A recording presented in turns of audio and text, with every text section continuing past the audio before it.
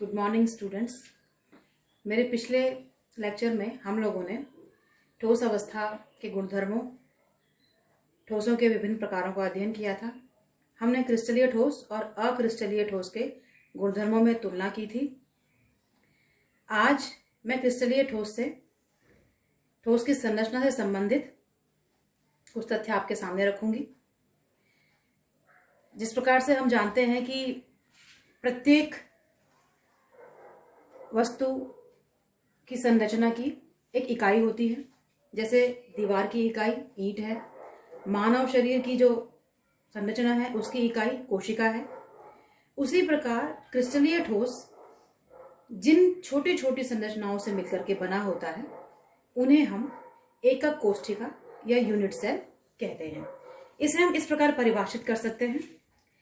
किसी क्रिस्टल जालक की लघुतम इकाई एकक कोशिका कहलाती है। Smallest unit of a crystal lattice is called unit cell. एकक कोशिका मुख्य रूप से निम्नलिखित दो प्रकार की होती है। जो पहला प्रकार है उसे हम कहते हैं आद्य एकक कोशिका, प्रिमिटिव यूनिट सेल। इसे प्राथमिक एकक कोशिका भी कह सकते हैं। दूसरा प्रकार है केंद्रीय एकक कोशिका या सेंट्रल यूनिट सेल। आइए अब देखते हैं कि आद्य एकक कोशिका या प्रिमिटिव यूनिट सेल क्या होती है। आद्य एकक कोशिका, हम क्योंकि घनीय क्रिस्टल जालक का अध्ययन कर रहे हैं तो घनीय क्रिस्टल जालक की जो इकाई होगी वह भी एक घनाकार संरचना में होगी। आद्य एकक कोशिका वह एकक कोशिका है जिसके अवयवी कण केवल किनारों पर स्थित होते हैं। जैसा कि आप इस फिगर में देख रहे हैं, इसके केवल कॉर्नर्स पे ही आपको ये गोल कण दिखाई दे रहे हैं। ये कण आपके परमाणु भी हो सकते हैं, अणु भी हो सकते हैं और आयन भी हो सकते हैं। यह निर्भर करता है कि हम किस प्रकार के क्रिस्टलीय संरचना का अध्ययन कर रहे हैं, किस प्रकार के क्रिस्टल, परमाणु क्रिस्टल का अध्ययन कर रहे हैं, आणविक क्रिस्टल का अध्ययन कर रहे हैं या आयनिक क्रिस्टल का अध्ययन कर रहे हैं। तीनों ही प्रकार के क्रिस्टलों की अगर हम आद्य एकक कोशिका को देखें तो उनकी अवयवी कण केवल कॉर्नर्स पे ही पाए जाएंगे। तो इस प्रकार की जो एकक कोशिका होती है वह आद्य एकक कोशिका या प्रिमिटिव यूनिट सेल कहलाती है। आइए अब देखते हैं कि केंद्रीय एकक कोशिका क्या होगी। केंद्रीय एकक कोशिका वह एकक कोशिका होती है जिसमें अवयवी कण इन किनारों के अतिरिक्त, जो किनारे आपने आद्य एकक कोशिका में देखे थे, इन किनारों के अतिरिक्त अन्य स्थितियों में भी पाए जाते हैं। वो स्थितियां फलक हो सकते हैं या इसका केंद्रीय भाग हो सकता है। इन चित्रों में हम केंद्रीय एकक कोशिका को समझने की कोशिश करेंगे। केंद्रीय एकक कोशिका मैंने आपको बताया कि जिसमें किनारों के अतिरिक्त आप देख रहे हैं कि किनारों पर ये ब्लैक कलर के जो ये पार्टिकल्स हैं, जो ये कण हैं, पुनः ये कण आपके परमाणु, अणु या आयन हो सकते हैं। ये कण किनारों पर तो मौजूद हैं ही, इसके अतिरिक्त आपको ये लाल रंग के कण भी दिखाई दे रहे होंगे। इस चित्र में भी है, इस चित्र में भी है और इस चित्र में भी है। अब किनारों पर उपस्थित कणों के अतिरिक्त जो अन्य कण उपस्थित हैं, अन्य स्थितियों में उपस्थित हैं, इन स्थितियों के आधार पर केंद्रीय एकक कोशिका को निम्नलिखित तीन प्रकारों में हम विभाजित करते हैं। पहला प्रकार है फलक केंद्रित एकक कोशिका। फलक केंद्रित एकक कोशिका, फलक केंद्रित एकक कोशिका का अर्थ है वह एकक कोशिका जिसमें अवयवी कण किनारों के अतिरिक्त प्रत्येक फलक के मध्य में भी उपस्थित हों। प्रत्येक फलक के मध्य में आप देख रहे हैं ये रेड पार्टिकल्स जो प्रत्येक फलक के, ये इस फलक का सेंटर है, ये वाला कण ये फ्रंट वाले फलक का सेंटर है, ये वाला कण आपके ऊपर के फलक का केंद्र है। तो सभी फलकों के केंद्र पर जो ये एकक कोशिका है इसमें कुल मिलाकर 6 फलक हैं। और आप देख रहे होंगे कि इस चित्र में आपको ये अवयवी कण 6 अवयवी कण दिखाई दे रहे हैं, 1 2 3 4 5 6, जो कि इन 6 फलकों के मध्य में स्थित हैं। ये स्थिति आपको दर्शाई गई है इस चित्र में। यह इस फलक का मध्य बिंदु है, यह इस फलक का मध्य बिंदु है। इसी प्रकार यह पीछे वाले फलक के मध्य में, यह कॉर्नर वाले फलक के मध्य में, यह अग्र वाले फलक के मध्य में, और यह कण नीचे वाले फलक के मध्य में उपस्थित है। तो किनारों के अतिरिक्त जब प्रत्येक फलक के मध्य में अवयवी कण उपस्थित हों तो इस प्रकार की एकक कोष्टिका फलक केंद्रित एकक कोष्टिका कहलाती है, फेस सेंटर्ड यूनिट सेल। अब दूसरी प्रकार को हम देखें, इसे अंतः केंद्रित एकक कोष्टिका कहा जाता है, बॉडी सेंटर्ड यूनिट सेल।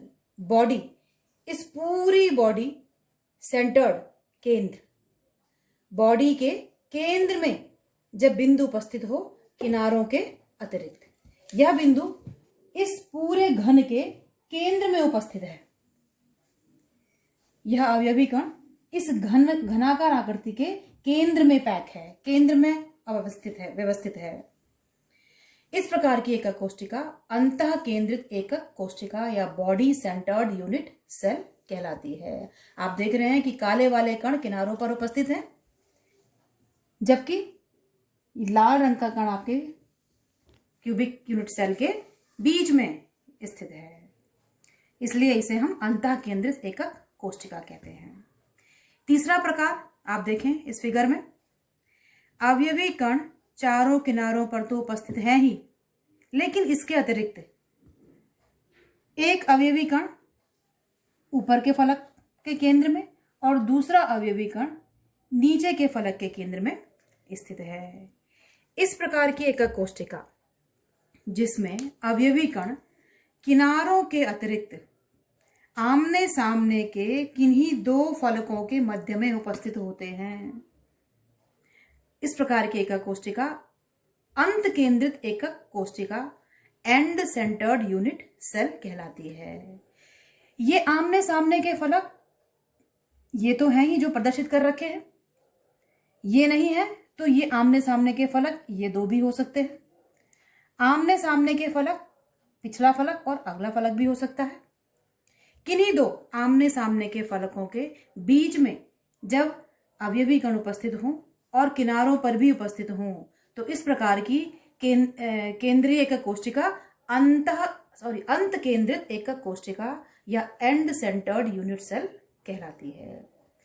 तो ये आपने देखा एकक कोष्टिका के प्रकार, दो मुख्य प्रकार और केंद्रीय एकक कोष्टिका के पुनः 3 प्रकार।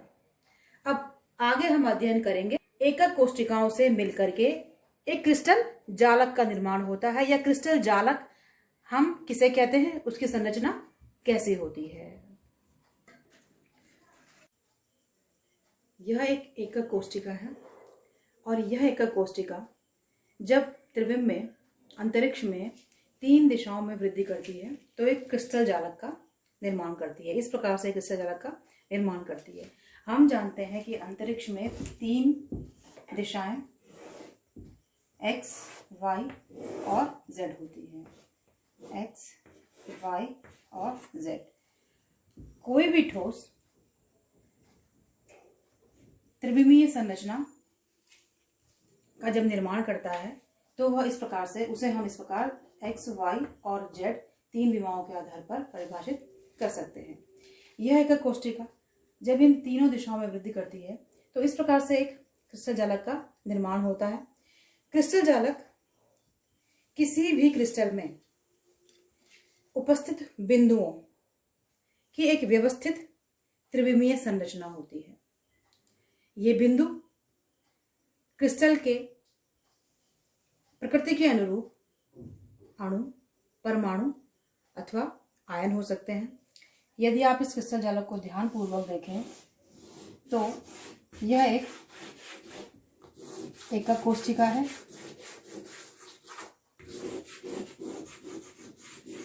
यह एक एकक कोष्टिका है जो कि इधर दूसरी एकक कोष्टिका से जुड़ी है, पीछे तीसरी एकक कोष्टिका से और एक चौथी एकक कोष्टिका से जुड़ी है। इसी प्रकार यह ऊपर की तरफ भी 4 एकक कोशिकाओं से जुड़ी हुई है। यह एकक कोशिका या यूनिट सेल जब इस दिशा में वृद्धि करती है तो पुनः यह 4 एकक कोशिकाओं के साथ जुड़ जाती है। इस प्रकार हम देखते हैं कि जब क्रिस्टलन की प्रक्रिया के दौरान जब क्रिस्टल वृद्धि करता है तो वह इस प्रकार की एक रेगुलर, एक व्यवस्थित संरचना का निर्माण करता है जिसे हम क्रिस्टल जालक कहते हैं। जालक के इन स्थानों को पॉइंट्स या बिंदु कहा जाता है और जालक बिंदुओं का एक व्यवस्थित समूह होता है। Thank you.